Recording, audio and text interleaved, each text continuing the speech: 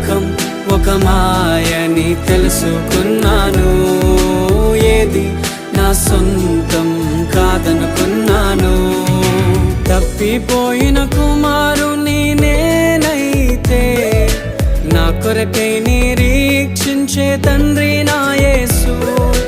తప్పిపోయిన కుమారుని నేనైతే నా కొరకై నిరీక్షించే తండ్రి నా యేసు.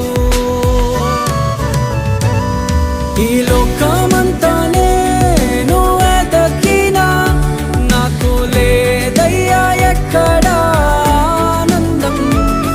నీ సన్నిధిలో ఒక్క క్షణం గడిపినా నా హృదయ